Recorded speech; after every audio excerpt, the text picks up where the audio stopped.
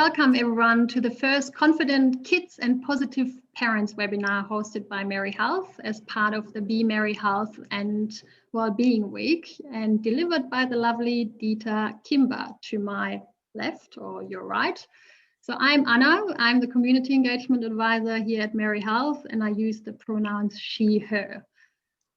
But before we start, I would like to acknowledge the traditional owners and the custodians of the land on which we meet today. I'm up on Wurundjeri Woiwurrung people's land here in Faulkner, where I am and live. And I'm also close to Merri Central, where my office is located.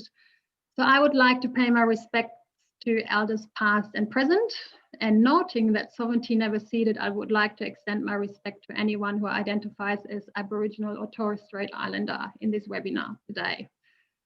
So the beauty of online meetings, and many of us had many since the pandemic, is that we cut across different regions, and I would like to invite you all to use the chat function to acknowledge the traditional owners on the land you sit on today. So I think that's one positive thing that has come out of the pandemic, and it's a wonderful way of acknowledging country and learning more about the country we sit on. I'll go straight into housekeeping. We will record this session, and if you ask a question and you don't want your question to be seen, please change your name or put yourself on anonymous. We prefer to use the chat function today for questions, and Deeta is happy to take questions throughout the webinar. So raise your hand, I can also unmute you, and the chat function is somewhere in the middle here. You will see there's already a 1 there. Deeta, you've also asked me to keep you on track of your time, so I will be interrupting around 8:30, so the 30 and 45-minute mark, also to give us enough time to ask questions towards the end. So we've got good 15 minutes to ask questions, but as I said, questions can be asked throughout the webinar. So if there are any technical failures, please approach them with a smile. We certainly already had one testing Zoom today, so I hope this won't happen, but please be kind and we will try to get us all back up and running as soon as we can. And lastly, we've had many webinars, or most of us, in the past and in the last year, but let's be really positive and kind to each other. So I'm very excited about today's speaker, and I had the privilege to speak to Deeta a couple of times, and I'm a parent myself of 2 kids and have immensely struggled through the pandemic, juggling work, homeschooling, everyday juggle. So I'm really happy to introduce Dr. Deeta Kimber to you all. So I'll give you a quick rundown on who Dr. Deeta Kimber is, and then I'll be handing over to her. So Dr. Deeta Kimber is a child, adolescent and adult psychiatrist who works in some of Australia's hardest to get places, including remote Indigenous communities, regional centres and adult and juvenile prisons. We have invited Deeta because she has developed a program that teaches anybody, anywhere to track their stress and understand the signs of cooling right back down. Deeta says this does not only work for adults, but also with kids, and it helps us to build a deeper connection. So I will try to sit back now. I will observe whether you raise hands and the chat function to keep up to speed. And over to you, Deeta, and welcome to those who've joined us a little bit later. Thanks. Well, it's lovely to be here. It's lovely to be invited for the Be Merri Festival. My sister lives in Merri Creek. I live in the Macedon Ranges. And talking about stress always gets a mixed reaction, because on the one hand, it's like, yeah, I've heard about this before. But on the other hand, you can't know too much about managing stress. And I'm going to take it one step further. You can't know too much about managing your stress by understanding your stress profile as accurately as you can. Because one of the things that happens when we get stressed is we tune out of our body and we tune into the problem. And so often when I'm working with children or adults, I'll say, 1 minute I'm fine and the next minute I've lost it. I think I'm bipolar. And it's like, no, you're not bipolar. You're very stressed and you just tuned out of your body and you missed all the warning signs of getting increasingly stressed. And so by the time you notice that you were stressed, the horse had bolted a little bit. So the exercise that we're going to do today is the first exercise in a workbook that's got 5 daily prompts. So on day 1, we've got this exercise. You can see I've filled mine in. There you go. And so day 1 is track my stress. And so on the one hand, I don't think I'm going to tell you anything different that you already know. But on the other hand, you're going to kind of put it together into a way that makes it kind of much more interesting. Now on day 2, we're going to look at breathing. So that's on the prompt in the workbook. I'll talk a bit more about that at the end of the talk. Day 3, we're going to look at what are the ingredients of me feeling safe, so I actually can calm down. Then on day 4, we're going to take all of that and understand that with our kids. Because at the end of the day, we're the ones that have to regulate them. They start off not being able to regulate themselves. And finally, we're going to say, how do we use that to build a deeper connection with our kids? So why do we want to do that? Well, I'm going to share screen. And here's me out in the bush. So this is where I work. And I'm missing it dreadfully. I haven't been to the Kimberley since March. I do fly in, fly out to remote Indigenous communities.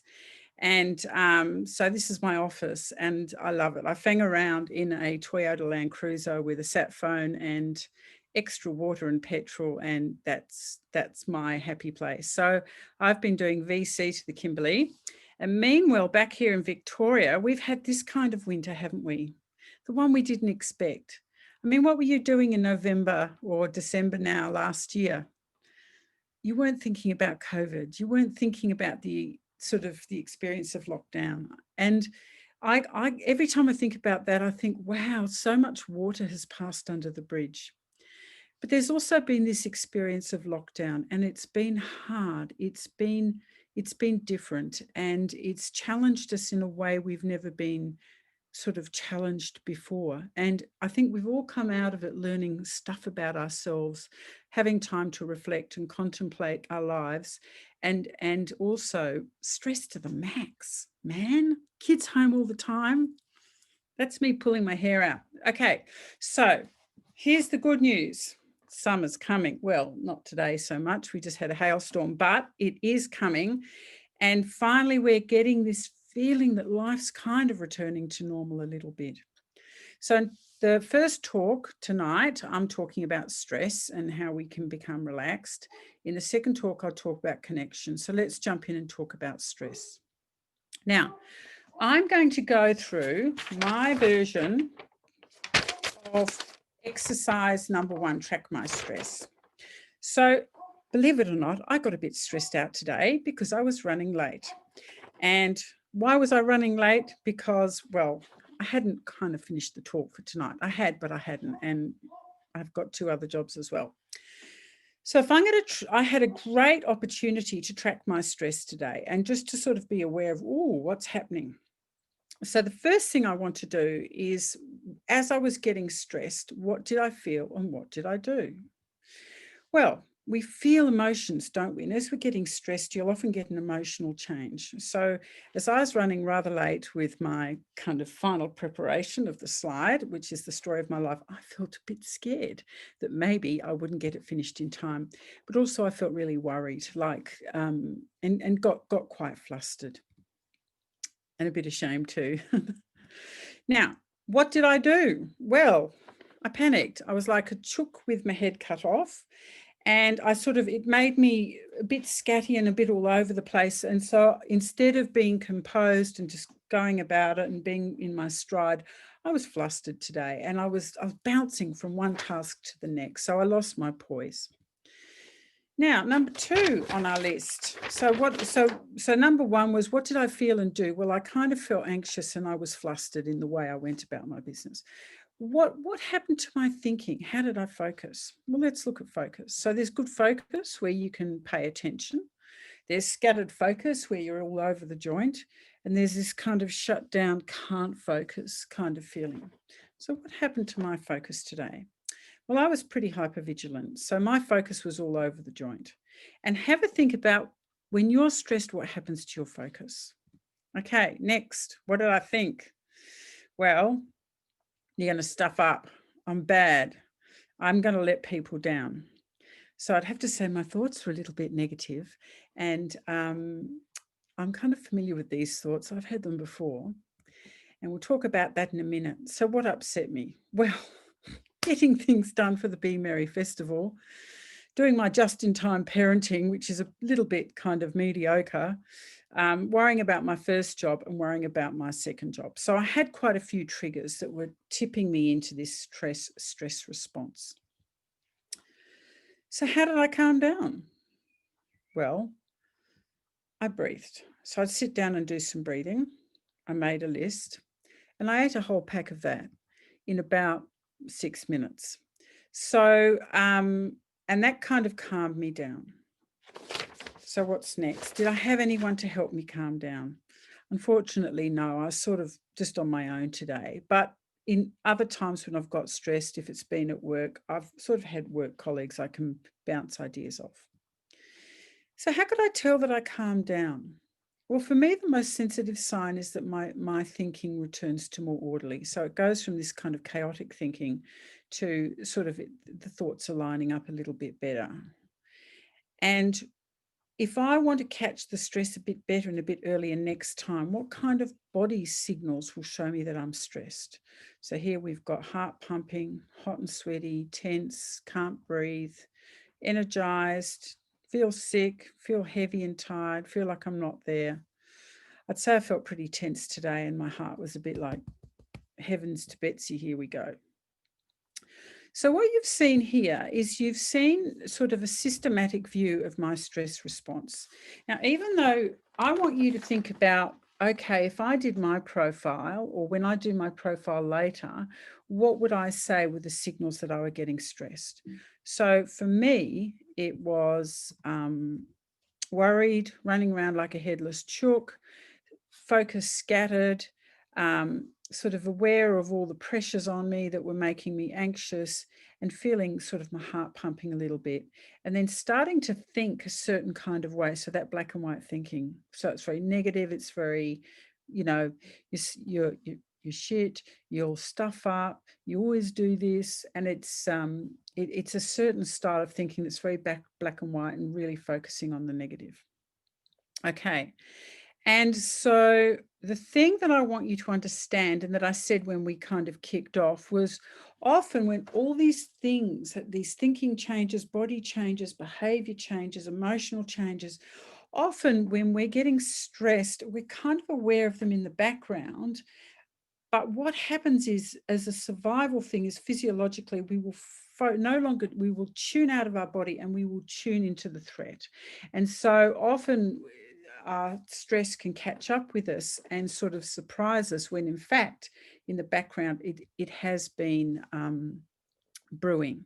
So what I really want to achieve this week, as we just systematically start kind of going back to the basics and looking at our stress response, is I want you to learn your signature signs of your stress response so that you can catch it early and get control back. Because when stress is running the show, we're not. And we're reactive, we're distressed, and we're just not, we're sort of not on our game. And then we can't fix things. And so the way that we are going to get control back is to breathe. And so there you go. Now I'm just going to escape out of presentation mode and stop sharing for a second.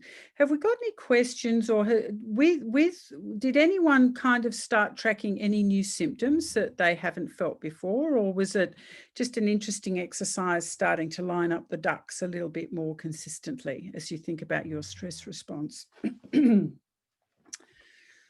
Okay, no comments yet. That's all right. Okay, well, look, I'll press on. Now, what I want you to do is we're going to now look at that stress response and start to use a new language. And the language that we're going to use is survival mode. So here we go. Let's think about survival mode. Because in survival mode, it's a brain hijack and we lose control. We don't lose total control, but our body takes over and our thinking brain is taken offline. And this is how it happens. So even though everyone knows about survival mode, oh yeah, fight, flight, freeze, whatever, it's a concept that exists out there that you see on a science documentary. But what we're going to do today is discover our signature survival mode, because it's usually pretty significant. And once you've kind of locked into it, you get much better at tracking it. So first of all, I want to quickly talk about the science of stress. So here we've got too much stress. So we think differently. I've just got to throw something at the dog because he's, hang on a minute. There, you be quiet, mate. So we think differently at different levels of stress. So there's good stress, like we're a little bit nervous before giving a talk or before a netball match or before we've got to do a presentation or something like that. And you can see here, it actually puts us on our toes. It focuses our attention, okay? So a little bit of stress, good stress grabs our attention. Then we've got too much stress here and we'll notice our attention starts to scatter. Now, if you have a look here, we've got what I call the survival line, and we've got this heart here, boom, boom, boom, boom, boom. And if you look over here, something has happened. That because our heart rate has gone up, it means that adrenaline has been squirted into our system because it thinks we're under threat and that our body has to defend itself. So we'll either go into fight where we get aggressive or a bit shirty or cranky or a bit argumentative, or we'll get anxious and we'll want to avoid and we'll start worrying about things and it'll be like, oh, I don't want to do that. Now, one of the signs that this sort of change has happened is that we start to get a bit emotional. So if you think about fight, it kind of runs on an angry petrol, doesn't it? And if we think about flight, it runs on a fear petrol. And there is a third one where sometimes we just shut down and zone out and feel numb. So what is happening for that to happen? Well, it's the reason our heart goes boom, boom, boom, boom, is because adrenaline has been released into our system to mobilize kind of a blood flow, get our muscles going, get our emotions going. But what adrenaline does is it turns half of our brain off. So what happens is then these guys are running the show. It is a brain hijack. And this scattered focus is evidence that the brain is thinking differently now. It's gone all hypervigilant and it's looking around. And so with the good stress, brain's on, but once we've got the dump of adrenaline as evidenced by the heart rate or evidenced by the emotions, brain's turning off. Which bit of our brain? Well, the logical bit of our brain. The bit that's got judgment. So instead we're reactive and we're emotional and we're believing all our negative thoughts. Now, here's another really interesting thing, and this is important for us, but it's also really important for our kids.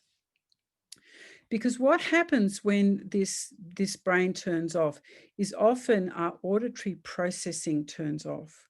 So this is when kids will suddenly go, I don't know, when you ask them what's happened or you're asking them to explain, or we might find it really hard to sort of make sense of what's going on and what people are saying. And the other thing is that we find it much harder to explain. So we'll go from being quite articulate to really quite like, what? Oh, like not making sense and not being able to explain to people what we're frustrated about or what we're worried about. Okay. So in your exercise from today, I want you to go back to that question number 1 and think about, well, the last time I got stressed, what was the emotion? What was the emotion that was flying around? Because that's going to give you a clue for which kind of survival mode you were in. And so, as I said here, with fight survival mode, we're a bit more aggressive. It's going to be angry or irritable. With flight, it will be fear. And with freeze, it's either going to be shame or it's going to be feeling numb. So the first thing is, when you had your signature stress reaction, which emotion was on display? And what do you think? Was it fight, flight, or freeze? So for me, I was worried and I was running around like a chook.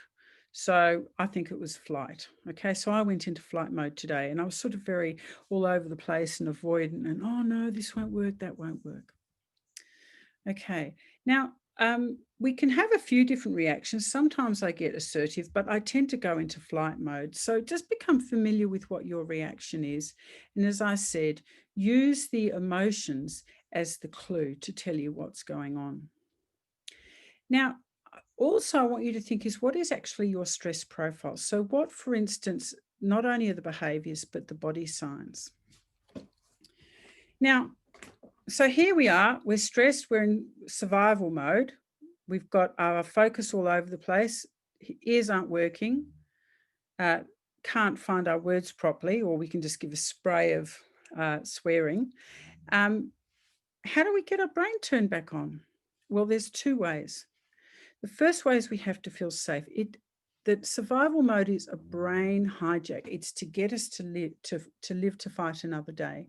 So it doesn't make sense for us to calm down if we're still in a dangerous situation. And it's the same for our kids.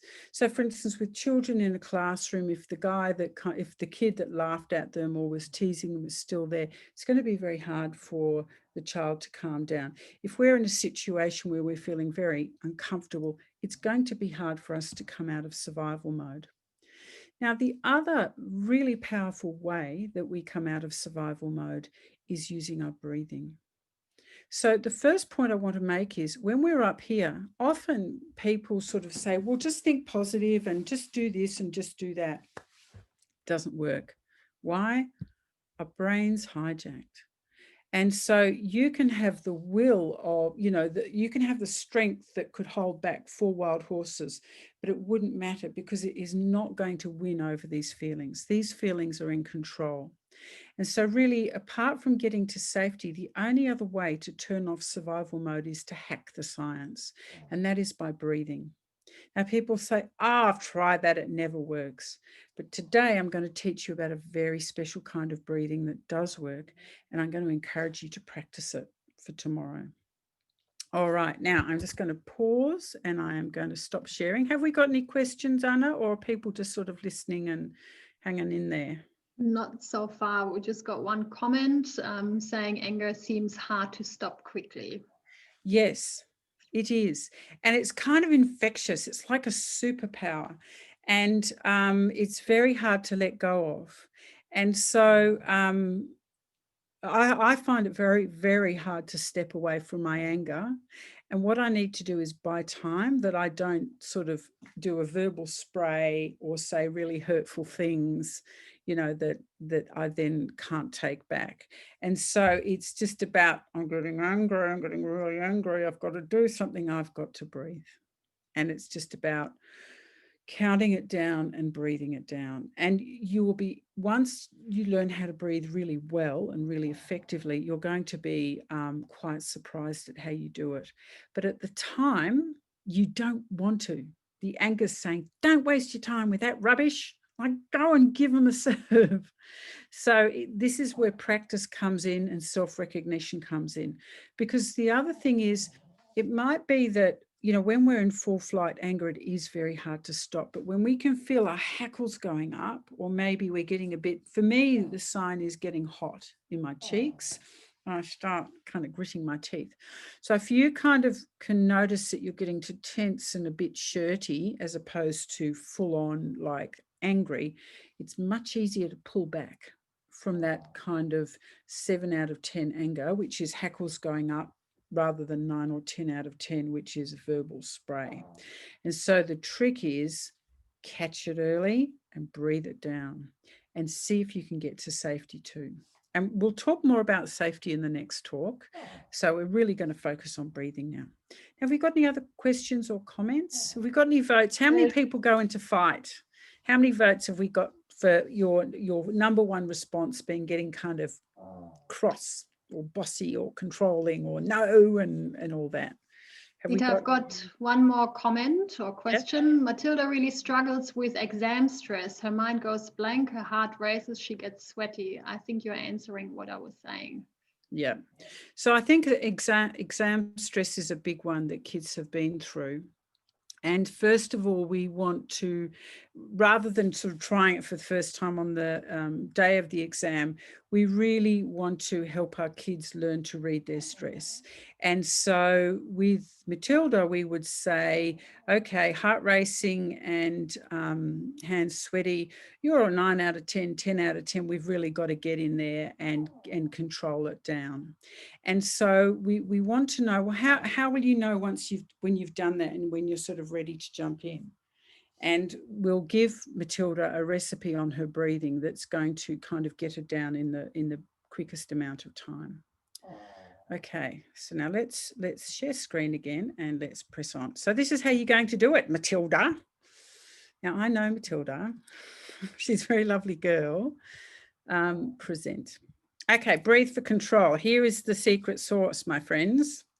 So really what we're trying to do is we're trying to go from scattered focus, thinking's all tangled up, ears don't work, swearing, to good focus, thoughts line up, ears turn on, and now I can explain. And we'll talk about feeling safe. I'm just going to give it a quick, we'll just start introducing the topic. What we do with kids, particularly in a classroom, is that, you know, who is the safe adult when you're really feeling anxious? Who do you need to be with to help you feel kind of safe and like you regulate? And obviously with the younger child, they do need an adult to help them when they get stressed. So it always helps, for instance, at school, who are the teachers that you feel comfortable with, or with friends? Who are the friends that you need to be with if you're feeling really stressed? And we're going to talk about feeling safe 4 ways. So not just a kind of a custodial safety, but protected, cared for, understood, like we belong. I'm rushing over that because we're going to talk about that on Thursday. So now let's talk about breathing. Okay, science lesson. So I've got my little pulse oximeter here, and this is measuring my heart rate as I breathe. And we're going to, there's a couple of things I want you to understand about breathing. Now, people say, oh, I've tried that breathing, it never worked. But the breathing that people have maybe tried is unconscious breathing. Now, here's the thing. As we get stressed, our breathing naturally gets shorter and shallower. And if anyone's had a panic attack or hyperventilated, you will know that will give you head spins.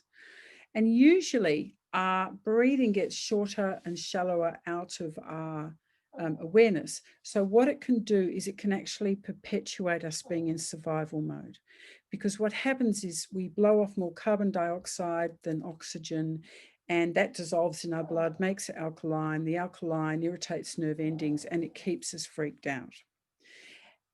And we don't know we're doing it. So when we breathe for control, we have to do a special kind of breathing, which is called diaphragmatic breathing. So diaphragmatic breathing, I'm going to scoot ahead. I want you to try it now. You've all got your cameras off, so you're all private. So I want you to put one hand on your chest. Here, I'll lower my one hand on your chest and one hand on your tummy. And now we're going to take a slow, deep breath in through the nose. So here we go. Now, when you breathe in, I don't want this hand to move. I want the bottom hand only to move. Are you ready? Now, it takes a few goes because you'll notice as you breathe in, you've really got to focus your attention here and then get the lower part of your ribs working and your diaphragm working. Now, what this does is by doing a diaphragmatic breath, we increase the oxygen we take in by 25%. That's number one. The next thing we do is, because we're using much more of our chest, we're not doing that shallow stress breathing, we activate stretch receptors in our heart, and that sends a signal to our brain to lower our heart rate. And it's telling your brain, you're safe, slow down. So if we do that diaphragmatic breath, either in the exam situation, and if you don't like the hand on chest, hand on tummy, you can put, here we go, I'll show you again. You can put your two hands there and say, right, I'm going to push these hands out. So can you see that these hands are moving out? And so that is a diaphragmatic breath, and that will lower your heart rate. Now, I'll just go back 2 slides. The next thing is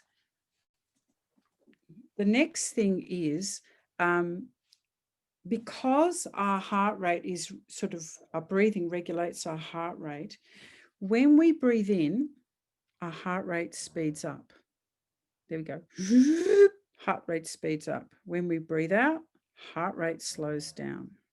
Now, I'm going to try and show that to you. Let me see. I've got it. Deeta, I'm just giving you a heads up. We're 35 minutes in. Yep, good. All on track. That's wonderful. Fantastic. Now, I'm going to, you are sharing your screen. Stop share. Now, I'm going to go and do something very ambitious here, guys. I'm going to, here we go. I'm going to go to Zoom. I've got to talk myself through it because I can't actually multitask. Now, I know that looks like a dog's breakfast, but I'm getting there. I've got to move that. Now, if you have a look here, whoo, all right. Can you see these 2 numbers? Anna, you'll have to tell me because I can't see the chat at the moment. Can you see this? Yes, okay. We can. So this is a pulse oximeter and it's got a little light in there and it's reading my heart rate. So my heart rate at the moment is 110. Now, another number, my heart rate variability is 69. Don't worry about that for the moment, okay? So I'm going to show you how breathing, hopefully, can lower heart rate, okay? So I'm sitting here now, so I'm going to breathe in. Oh, no, breathe. So a long breathe out should lower my heart rate.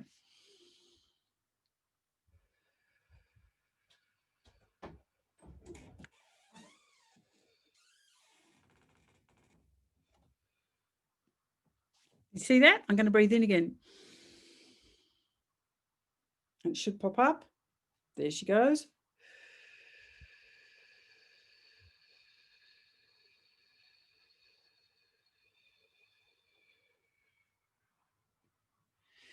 Now, and then I'm breathing in, it's popped up. So I hope you believe me that if we breathe the right way, we can really, really control our physiology. And if we can control our physiology, we can control survival mode. So let's talk a bit more about that because this is exciting. Once you get going with your breathing, you're going to be a rock star. Imagine if you can keep your cool. What are all the cool things you're going to do if you don't lose it? Yeah, you're going to challenge your fears. You're going to get out there, aren't you? All right. So there's a magic number. Just think about it. If breathing in speeds our heart up, there we go. Breathing in, heart speeds up. If breathing out for twice as long slows our heart rate down, on balance, we're bringing our heart rate down. How cool is that? So it doesn't happen in one breath. The reality is, if we're thinking about Matilda in her exam, she'd probably need to do about 8 breaths to start getting it down and to feel her head coming back online. How would she tell her head's coming back online? She doesn't feel quite so emotional. Her focus starts to settle down.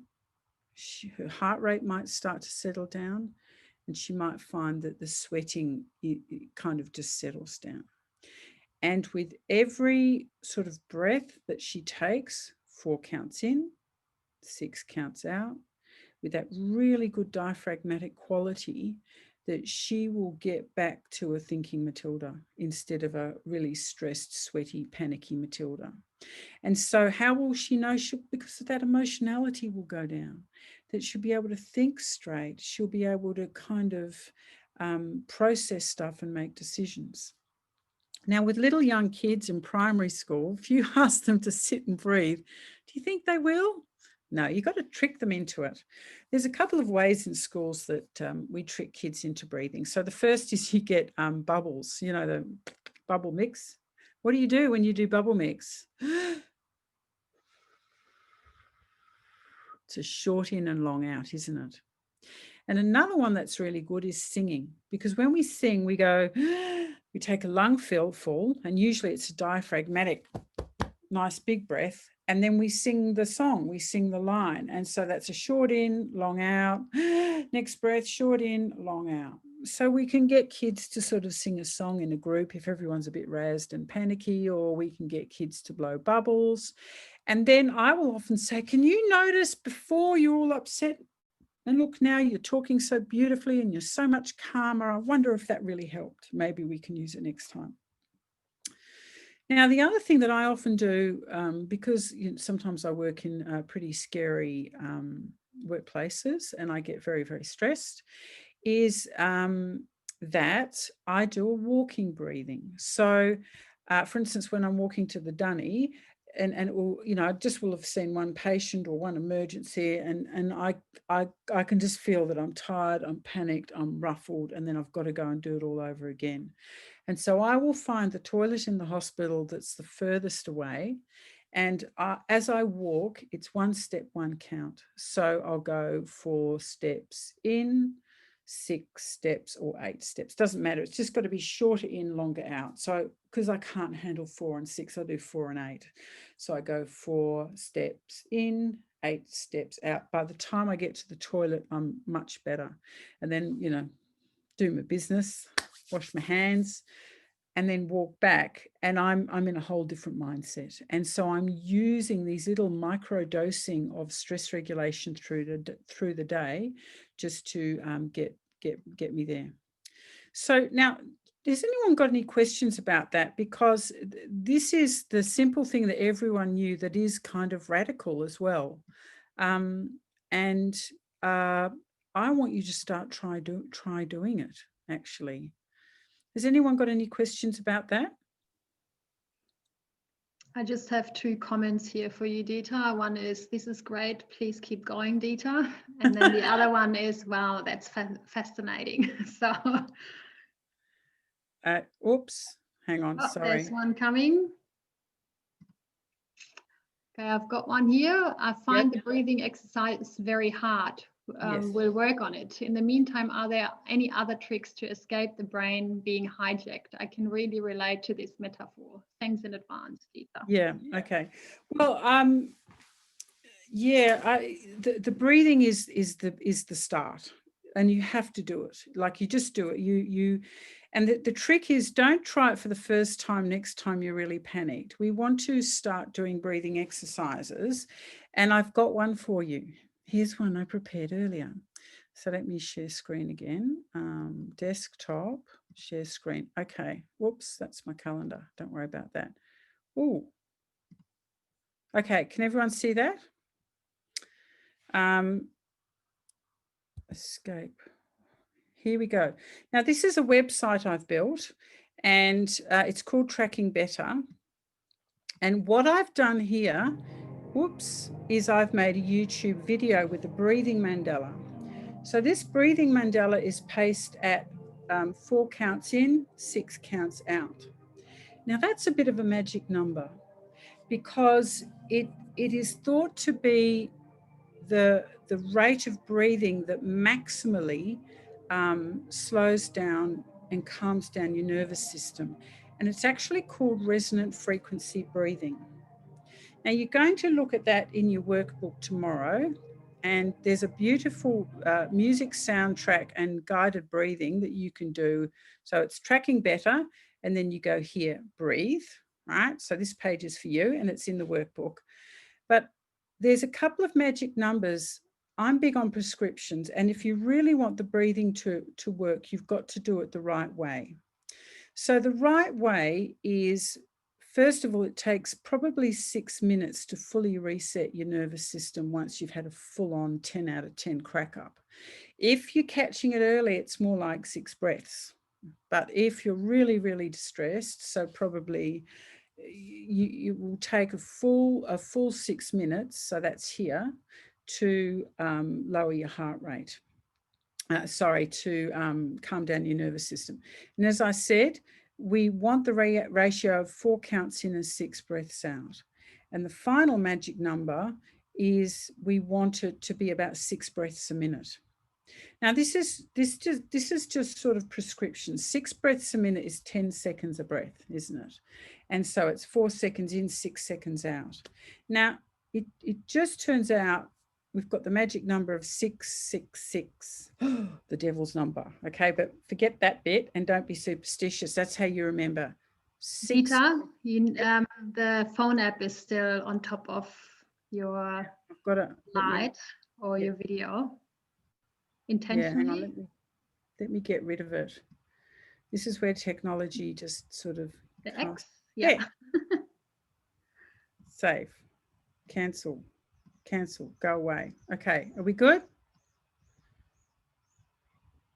Can you see my 666 now?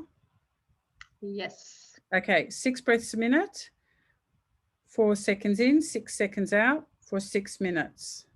And that is called resonant frequency breathing. It's the diaphragmatic breathing. And what's really interesting with the newest and latest research is that if you do that every day, just as a bit of a relaxation, it actually trains up your nervous system to respond better. So I want you to start practicing that diaphragmatic breathing so that when you do need to call on it in an emergency, it's going to be there for you. Now, if you have a look at the workbook on for day 2, there's a couple of breathing apps that you can download on your phone. So either the cardio one, this is from the Apple Store, or the heart rate monitor, this is from an Android store. And what they do is that you can use your mobile phone camera to take your heart rate. And I want you to practice lowering your heart rate so that you can actually back yourself when you are in a crisis because you've practiced it. And so so if you can download the breathing apps, practice that diaphragmatic breathing using the hand on chest, hand on tummy, see if you can get your heart rate down, try the guided breathing on trackingbetter.com and see how you go. Deeta, there's one more question. Yep. Is it really important to breathe through the nose and why? I have a blocked nose 90% of the time for medical reasons. So will this technique then be less effective for me? No, look, well, the reason that we breathe through the nose are a couple-fold. First is the nose warms the air. It filters dust and muck. And the last thing it does is it adds in a little bit of nitrous oxide from the sinuses. So what do? They're in the air we breathe in, and when it gets to the lungs, it dilates the blood vessels so you get better oxygen exchange. But it's not absolutely necessary, okay? So you can do mouth breathing. What is absolutely necessary is it's diaphragmatic and that you're doing the right ratio of the 4 to 6. Or 4 to 8, whatever's comfortable. All right, now how are we going for time? So have we got any other questions there? We've got 15 minutes left, Deeta. Oh, I'm ahead of time. That's very exciting. So far, no more questions. Okay, I'm having a stop share. Sorry, I'm having screen problems here. Here we go. So, okay, I might, that gives me a bit more time to sort of talk about what will be helpful for you. And I want to just think a little bit more about here. And this is what I do when I'm teaching prisoners in jail anger management or kids that get very, very anxious and panicky. It doesn't matter. Because as I said at the beginning of the talk, that as we get stressed, so we're good stress here, but as we get increasingly stressed, we start to tune out of our body. Whoops. And that's when all the bad stuff is happening. And so we miss all the warning signs of going from here to going here. And we've now know how to breathe really well. So we want to catch our stress, not at 10 out of 10 stress here, because we've got to work it and do our good 6 minutes to get out of this one. We want to start catching it here. So that as through the day we get stressed, we kind of bring it down. So we're not getting this piggyback stress, but we're sort of, as I said, we're microdosing on diaphragmatic breathing to keep our stress levels under control and reset ourselves really quickly and effectively. So what I do, so that exercise that we went through at the beginning of the talk, that was saying, okay, when you got really, really stressed or stressed enough to notice, so we're going to call that 9 or 10 out of 10 stressed, where the emotions were running around. And just like Matilda for her exams, she was hot and sweaty and she had heart racing. So we'd call that 10 out of 10 stress. So if we want to get super good at controlling our stress, we're going to have to work hard at that 9 or 10 out of 10. What I would ask Matilda is, okay, what happens just before you get hot and sweaty? What do you notice? And go and think back to a time. So in that exam where you got those experiences, what happened just before you got hot and sweaty? And you see people stop and they almost try and rerun in their mind, what do they do? And they go, oh, I just get annoyed and I get really fidgety and I just start jiggling my legs a bit. I say, oh, okay, that's really good. So now we've already got another clue. So even they kind of knew it, they had to rerun the movie to be able to say, this goes after that. And then I say, okay, so if you start getting restless and a little bit annoyed and frustrated, what happens just before that? And it's like, oh, I don't know. And that's when I go to either their partner or their sister or their mother or their, whoever else knows them well. And I say, what's the first sign you notice that they're not happy? And when I talk to educational aides in the Kimberley, I say, what do you know? How do you know when you're going to have a bad day? And they say, oh, you can just tell. And I say, what do you notice? They say, oh, he starts getting up and he gets frustrated and he's huffing and puffing and walking backward and forward and he's starting to glare at everyone. And I said, what happens next? He said, well, I get him outside quick because he's going to go off. So we all we know how to read the tea leaves with our kids. We know how to read the tea leaves with our partner, where they go from being okay to not okay. And now we have to learn how to read the tea leaves with ourselves because we're the last person to know. Because if we're not only catching, we can all catch the 10 out of 10, but often the wreckage has happened there. But if we catch that sort of 7 out of 10, what happens is next time we get stressed, we notice it a little bit better. And then we might find for the first time, we're noticing that early warning sign of stress that everyone else can recognize, but we are not aware of, because at that point in time, we're tuning out to the threat. So I want you this week to see if you can work out your 10 out of 10 stress, which we kind of did in the exercise, walk it back to what happens just before that. That's your middle warning sign. And then walk it back to what's the first sign you notice you're kind of not happy anymore in the situation. And that's your early warning sign. Then see if you can catch it this week. And when you catch it, what are you going to do? You're going to breathe.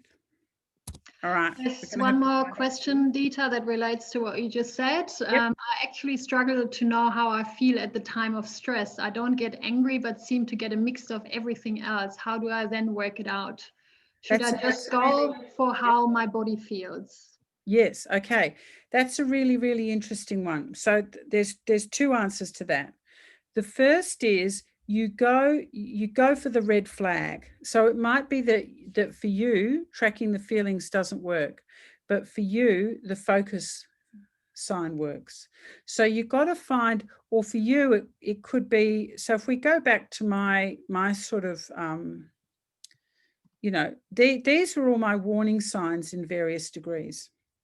Now, it could be that I'm so used to being a warrior that that's not a very good sign for me. But running around like a chook with my head cut off, when I start faffing and kind of getting into everyone's faces, maybe that's a good sign. Or maybe just a scattered focus is my sign. Like, of all these signs, I don't have to know them all. I just have to know what is the one that is my most faithful stress servant that tells me. Now, for me, it's my internal dialogue.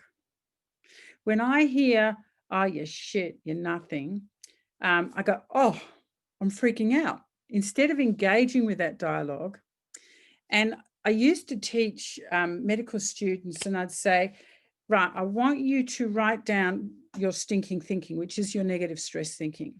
Because by the way, at the time, because your brain's turned off, you believe every bit of it. But here's the interesting thing. When you write down your stinking thinking or your stress thinking, it's always the same old tune. Like, you're usually down on yourself the same way. Mine is, I'm shit, I'm nothing, and no one likes you. And so what you then do is you set it to a song. So when it kind of pops into your head, instead of engaging with that dialogue, you sing your song. Now, for me, it's The Doors, Hello, I Love You, Won't You Tell Me Your Name? It's You're shit, you're nothing, and nobody likes you. So when that pops into my head, next thing I know, I sing the song. And then instead of kind of engaging in an existential crisis, I start laughing and think, oh, I think you need to calm down. And once I've calmed down, then I can work out what triggered me. Why did I lose it? What aren't I coping with? Because here I'm busy kind of beating up on myself. But once I calm down and I get my brain turned back on, it's like, now what was it, what set me off? Because I was fine half an hour ago and now I'm not. Oh, it must have been that phone call with so-and-so. So you just got to find, so that's answer number one. Now, answer number two, and that was a really good question, is here. Answer number two is, instead of it being fight or flight, it might be freeze. Now, freeze is a shutdown, whereas this is an activation. Freeze is a shutdown and it's a zoning out. So you can see the focus goes soft. You can see the emotions go blank. Often you can almost feel a bit unreal or depersonalized, and you kind of feel nothing, and you feel kind of like you're there but not there. So it can sometimes be quite sneaky, and then you might think, oh, I'm shit, I hate this. It's like, no, hang on a minute. I was fine half an hour ago. Something's happened. I've had a state change. But instead of it being this rev up one, which is probably a bit more active and easier to sense, it's this absence of feeling, this absence of thinking, this absence, but you're not coping and you're not there. So what's interesting is this one requires a calming down and this one requires an activation, because here the accelerator's been hit and here the brake has been hit. Now, the interesting thing with this is we sometimes do a slightly different breathing if we're trying to actually activate up from that shutdown feeling. And the breathing we do is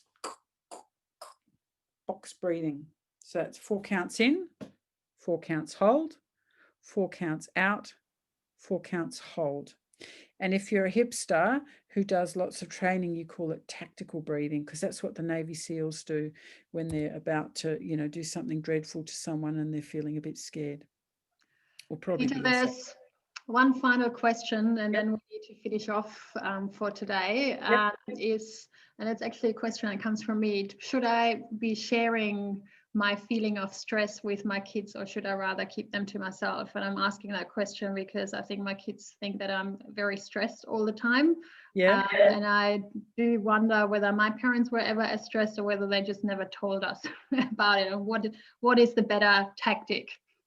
It depends how old the kid is, but normally it's like, you can kind of, make a bit of a joke of it. It's like, well, mummy's freaking out, so mummy's going to calm down, and mummy's going to calm down by doing her breathing and standing on her tiptoes so that she can kind of feel a bit more, there's physical things you can do, which I haven't talked about.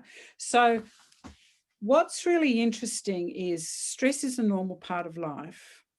But if you haven't got control of it, it can be paralyzing and it can run the show, and it can be very, very limiting. But we as parents, we teach kids how to calm down because we know how to calm ourselves down. We model it. So there's nothing wrong with saying, well, mum's flipping out because mum's flipping out. She's having one of those days, so she's going to calm down. So how are we going to get mummy calming down? Hand on chest, hand on tummy, and she's going to do some breathing. That's better. Okay, how can I help? And so really we're showing it's a story. There's a before, there's a middle and an after. Like, oh, mummy's a bit flipped out. That doesn't work, does it? Mum's going to calm down. That's better. And just as we get confidence in our own ability to read our physiology, to read our emotions, to read our state, and then get the confidence that I can fix this because we're good with our breathing and we sort of can ground ourselves, which I'll talk about on Thursday. Once we get this kind of this corporeal sense, this lived sense of I can go from here to here because I'm a rock star and I've practiced, then it's much easier to teach our kids how to calm down. And there's this idea that you can't give what you never got. You can't teach what you don't know. But if you know how to manage your stress, then it's going to be much easier to handle your kids' stress and teach and pass it on to your children. And if you're very stressed, it's like mummy's very stressed, so mummy's going to calm down, because that's not fun, is it? It's not fun for you, it's not fun for them.